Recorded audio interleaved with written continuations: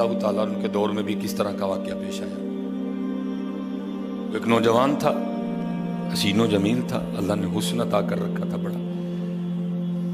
اس نے جب بھی نماز پڑھنے کے لیے آنا نا تو راستے میں ایک عورت تھی، اس کی نظر پڑتی، اور یہ کہا گیا ہے کہ جو نظر ہے یہ شیطان کے تیروں میں سے ایک تیر ہے، اسی لیے تو حضرت جی نظریں جھکا کے چلنے کا حکم دیا گیا ہے، کیونکہ جو نظر ہے یہ شیطان کے تیروں میں سے ایک تیر ہے حضرت جی۔ پڑھ تو یہ ایک دفعہ جاتی ہے لیکن کتنی دنوں تک حضرت اس نظر کا جو اثر ہے وہ دل سے نہیں جاتا۔ اپنی نظریں بڑی سنبھالو، اپنی نظریں بڑی سنبھالو۔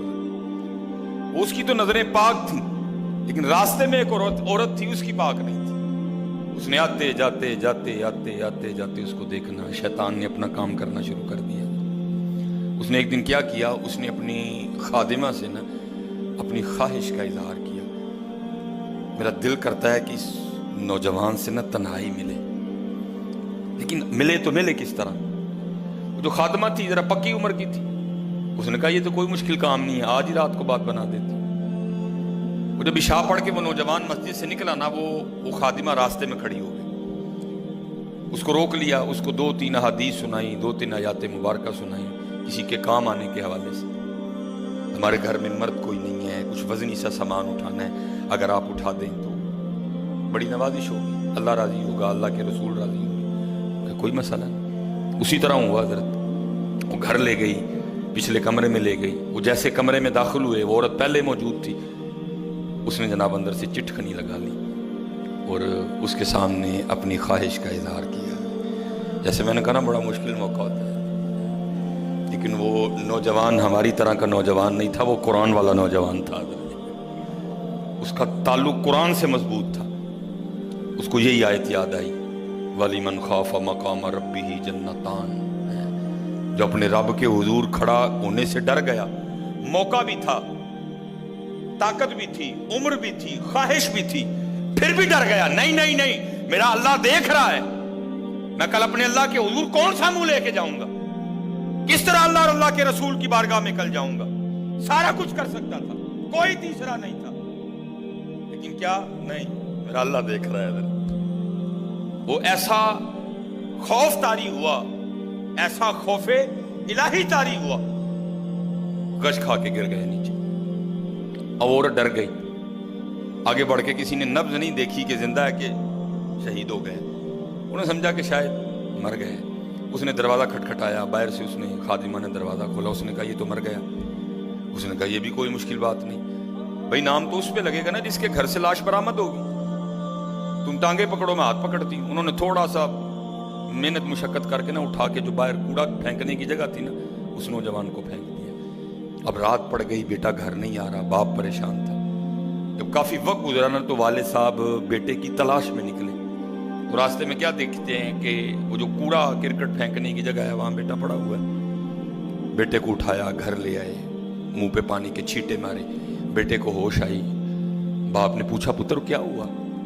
وہ بیٹے نے پھر سنانا شروع کیا۔ جب پھر وہاں پہنچا نا تو اس عورت نے مجھے دعوت زنا دی، تو پہلے تو خوف الہی کی وجہ سے بے ہوش ہوا تھا، اس بار اتنا خوف الہی نے غلبہ کیا کہ واقعی روح پرواز کر گئی ہے۔ والد نے راتوں رات جنازہ کروا دیا۔ صبح والد صاحب فجر کی نماز کی جماعت میں شریک نہیں ہو سکے۔ جب نماز سے فارغ ہوئے نا تو امیر المومنین حضرت سیدنا عمر بن خطاب رضی اللہ تعالیٰ نے پوچھا بھائی وہ آج ہمارا فلاں مقتدی کیوں نہیں آیا؟ لوگوں نے ساری بات سنائی۔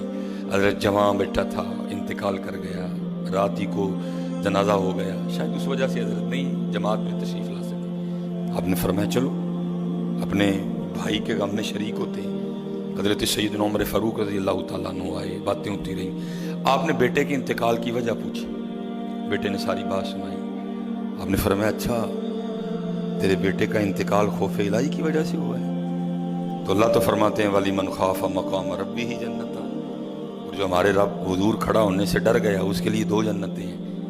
تو چل پھر مجھے ذرا اپنے بیٹے کی قبر پہ لے کے چلنا ہے۔ لکھا ہے حضرت عمر فاروق اب اس کے بیٹے کی قبر پہ تشریف لے، اس کی قبر پہ کھڑے ہو کے اس نوجوان کو باہر سے مخاطب کر کے فرماتے ہیں، اللہ فرماتے ہیں وَلِمَنْ خَافَ مَقَامَ رَبِّهِ جَنَّتَانِ، اور جو اپنے رب کے حضور کھڑا ہونے سے ڈر گیا اس کے لیے 2 جنتیں ہیں۔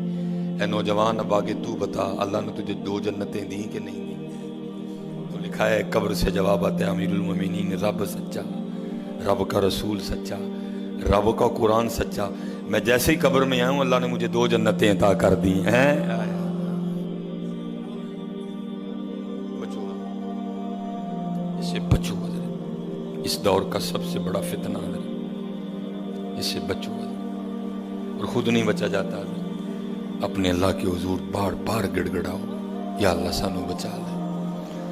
اور پھنسایا حضرت ہمیں انہوں نے اس طرح ہے، ہمارے معاشرے کو انہوں نے اس طرح کا بنا دیا ہے کہ یہاں زنا بالکل بری چیز نہیں سمجھی جا رہی، لوگ فخر سے بتاتے ہیں، اور یہ قرب قیامت کی نشانی ہے۔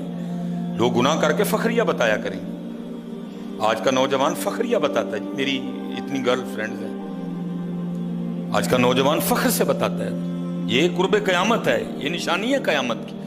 لوگ گناہ کر کے ڈریں گے نہیں بلکہ فخریہ بتایا کریں گے، ہاں جی میں یہ گناہ کر رہا ہوں اور اتنی جگہ کر رہا ہوں میں یہ گناہ۔ لیکن کیا ہوگا؟ نیکی مشکل ہو جائے۔ آج حضرت جی آپ دوسرا نکاح کر لیں، اللہ سنت ہے، قرآن میں اللہ خود کہہ رہے ہیں فَإِن طَابَ لَكُم مِّنَ النِّسَاءِ مَثْنَىٰ وَثُلَاثَ وَرُبَاعَ، پہلے کی تو اللہ نے بات ہی نہیں کی، بات ہی دوسرے سے شروع ہو رہی ہے۔ مِّنَ النِّسَاءِ مَثْنَىٰ وَثُلَاثَ وَرُبَاعَ، پہلے کی بات ہی نہیں ہوئی، بات ہی دوسرے سے شروع ہو رہی ہے۔ جتنی مرضی گرل فرینڈ رکھ لیں آپ کو کوئی برا نہیں سمجھے گا، بلکہ لوگ آپ کے جانے کے بعد بڑا خوش ہو گئے کہ یار بڑا رنگین مزاج آدمی ہے۔ لیکن حضرت آپ دوسرا نکاح کر لیں، اسی وقت آپ لوگوں کے کاغذوں میں 2 نمبر ہو جائیں گے۔ پیکے بھی ناراض، سونے بھی ناراض، پرا بھی ناراض، سالہ بھی ناراض، ہیں جی، چھوٹا بھی ناراض، بڑا بھی ناراض۔ یہ کیا ہے؟ یہ قرب قیامت ہے۔ گناہ اچھا ہو گیا، گناہ آسان ہو گیا، نیکی بری سمجھی جانے لگی، نیکی مشکل ہو گئی۔ اس لیے بچو حضرت، اس کا طریقہ جو ہمیں ہمارے بڑوں نے بتایا ہے یہی ہے حضرت جی، روز سرگی اٹھو تے اللہ دے حضور رو، یا اللہ جے دن چڑھے آئے تے تیرے فضل نہ چڑھے آئے، جے چاڑے تے پھر ساڑی حفاظت بھی فرمائیں گے، سانو بچا بھی لیں گے، ساڑی حفاظت بھی فرمائیں گے۔ تو حضرت جی دنیا تو 4 دن کی ہے، جا رہی ہے، کالے وال مسافر ہوئے، چٹیاں ڈیرے لائے، کالے وال مسافر ہوئے، چٹیاں ڈیرے لائے، ویکھ محمد بخشا موت سے نہیں آئے۔ اور حضرت جی اللہ سب کو اپنی حفاظت میں رکھے۔ اگر کوئی اس گناہ میں پھنسا ہوا ہے، اگر کوئی اس گناہ میں پھنسا ہوا ہے تو میں کہوں گا کہ توبہ کر لیں سارے حضرت، کیونکہ حضرت یہ وہ گناہ ہیں کر تو ہم رہے ہیں لیکن اس کی سزا ہماری نسلوں کو بھگتنی پڑنی ہے۔ کیونکہ امام شافعی رحمۃ اللہ تعالی علیہ فرماتے ہیں زنا وہ قرض ہے جو لے تو رہا ہے لیکن چکائے گی تیری اولاد۔ زنا وہ قرض ہے جو لے تو رہا ہے لیکن چکائے گی تیری اولاد۔ اس لیے حضرت جی اپنی اولاد کے لیے، اپنی بیٹیوں کے لیے، اپنی بہنوں کے لیے گڑھے نہ کھودو حضرت، اس سے بچو حضرت، اس سے بچو۔